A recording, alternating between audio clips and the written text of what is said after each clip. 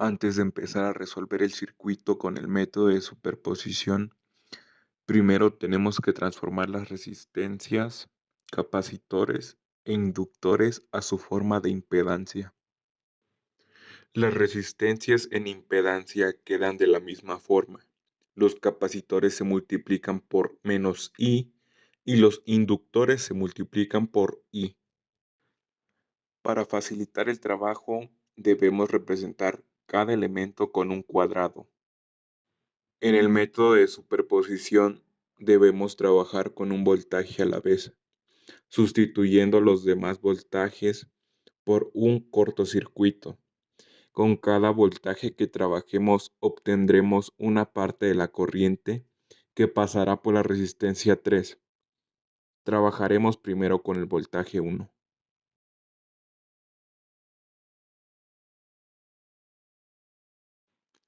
Sustituimos los voltajes 2 y 3 por cortocircuitos. Si seguimos el sentido de la corriente, vemos que va en este sentido en la resistencia 3. Podemos reacomodar el circuito para facilitar la reducción de este. El primer paso en la reducción es sumar en paralelo R3 y C3. Ahora debemos sumar en serie la impedancia equivalente 1 y L2. Sumamos C1 y R2 en serie. Sumamos en paralelo la impedancia equivalente 2 y 3. Sumamos en serie la impedancia equivalente 4, R1 y L1. De esta forma obtenemos la impedancia total. Ahora que tenemos la impedancia total, podemos calcular la intensidad total. Dividimos el voltaje 1 entre la impedancia total. La corriente total se mantiene igual en cada componente de esta parte del circuito, pero cuando retrocedemos en el proceso, vemos que la impedancia equivalente 4 se divide. Para calcular la corriente que pasa por la impedancia equivalente 2, debemos hacer lo siguiente. Multiplicamos la intensidad total por la impedancia equivalente 4 y se divide entre la impedancia equivalente 2. Obtenemos la intensidad que pasa por la impedancia equivalente 2. Retrocediendo en la reducción del circuito, vemos que la impedancia equivalente 1 tiene la misma intensidad que la impedancia equivalente 2. Retrocediendo un poco más, vemos que la impedancia equivalente 1 se divide en dos ramas. Para calcular el valor de la corriente que pasa por la resistencia 3, tenemos que hacer la siguiente ecuación. Multiplicamos la intensidad de la impedancia equivalente 2 por la impedancia equivalente 1 y dividimos entre la impedancia de la resistencia 3. Obtenemos la intensidad que pasa por la resistencia 3. Ahora proseguimos con el voltaje 2.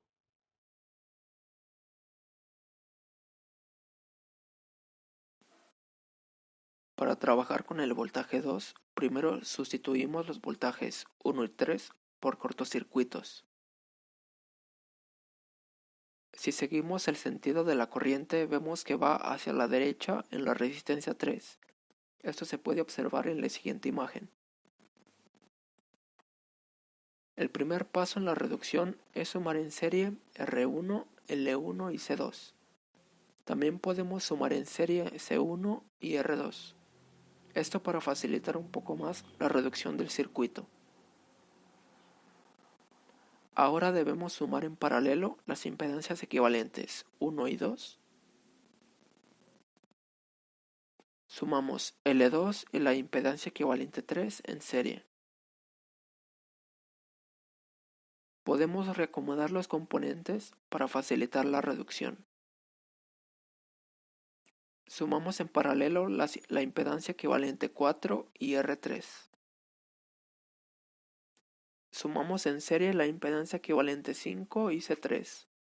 De esta forma obtenemos la impedancia total. Ahora que tenemos la impedancia total, ¿podemos calcular la corriente total? Para esto dividimos el voltaje 2 entre la impedancia total. La corriente total se mantiene igual en cada componente de esta parte del circuito, pero cuando retrocedemos en el proceso, vemos que la impedancia equivalente 5 se divide. Para calcular la corriente que pasa por la resistencia 3, debemos hacer lo siguiente. Multiplicamos la intensidad total por la impedancia equivalente 5 y dividimos entre la impedancia de la resistencia 3. Como resultado, obtenemos la corriente que pasa por la resistencia número 3.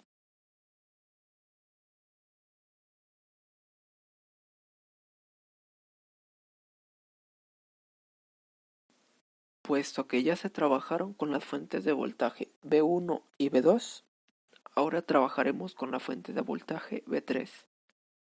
Para ello, sustituimos las fuentes de voltaje V1 y V2 por cortocircuitos, como se muestra en la primera imagen.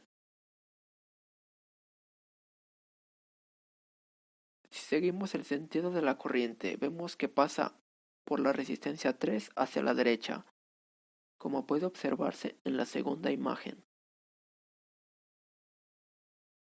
Una vez que ya se analizó la dirección de la corriente que pasa por R3, proseguiremos a hacer todas las reducciones.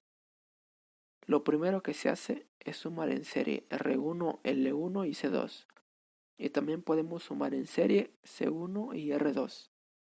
Esto nos ahorrará pasos y facilitará un poco más la reducción del circuito.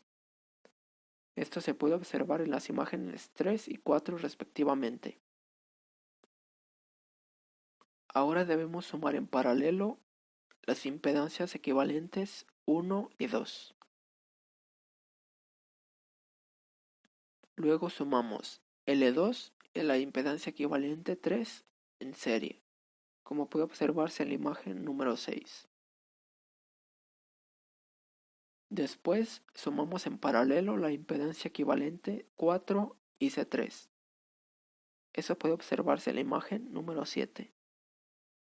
Y por último, sumamos en serie la impedancia equivalente 5 y R3.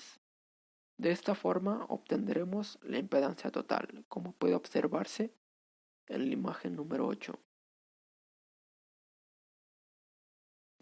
Ahora que tenemos la impedancia total, podemos calcular la intensidad total.